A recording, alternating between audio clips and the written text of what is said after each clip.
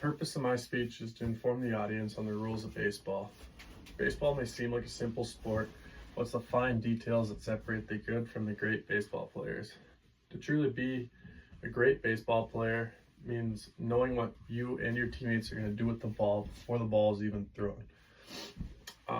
If you can successfully do this, your team is going to be a very, very, very good team, and it'll be very tough to beat. I've been playing baseball at a very high level my entire life, and these past few weeks I've been fact-checking my knowledge for the game to inform you guys on all the different positions and their responsibilities in different scenarios. So that being said, we can start with the infield. So the whole purpose of the infield is to keep the ball out of the outfield. If a ground ball is hit to you, your job is to field it cleanly and make a throw to first base. If the ball is hit to one of your teammates, your job as an infielder is either to cover the base or to cover their base to prevent a runner from advancing. Now, if you're an infielder and a ball's hit to the outfield and the play is at your base, you have to position yourself to be ready to receive a throw and tag the runner out at your base.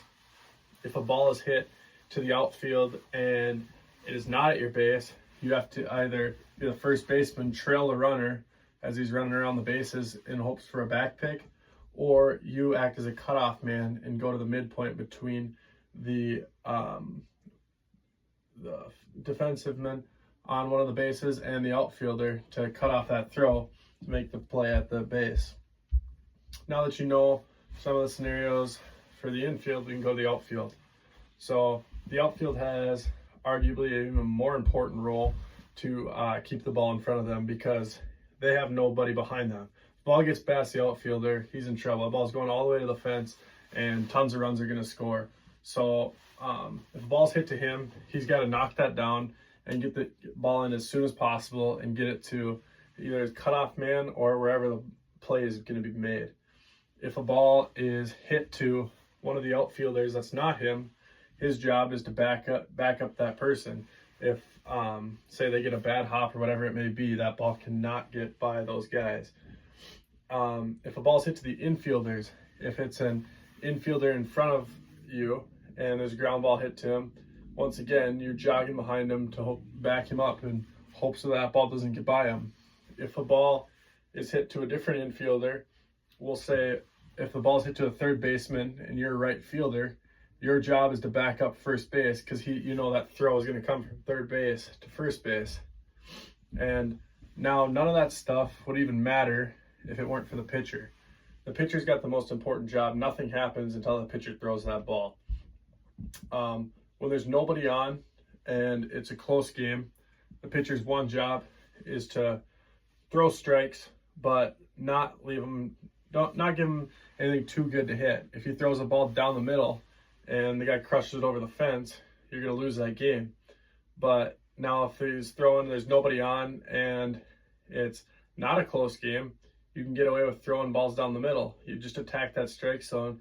You make them force outs. If he hits a ground ball and it gets through, whatever, you got a runner on first. The next guy up can hit a ground ball, you get a double play, the inning's over.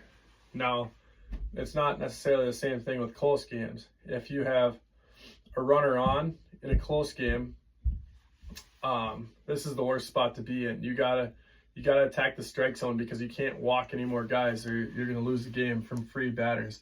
But you just gotta pray that your defense makes the plays behind you and you can win that game.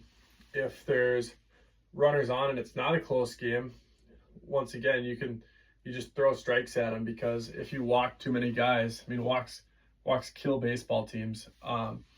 That's how big innings start. If you can just attack strikes, make them earn their runs. Hitting a baseball is one of the hardest things to do in sports. Now that you know a little bit all the positions, take this and go into games with open minds. You're constantly learning things. I've been playing baseball my entire life, and I'm still always learning stuff about baseball. So next time you go to the ballpark,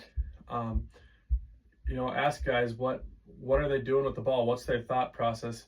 You'll never know what you could learn.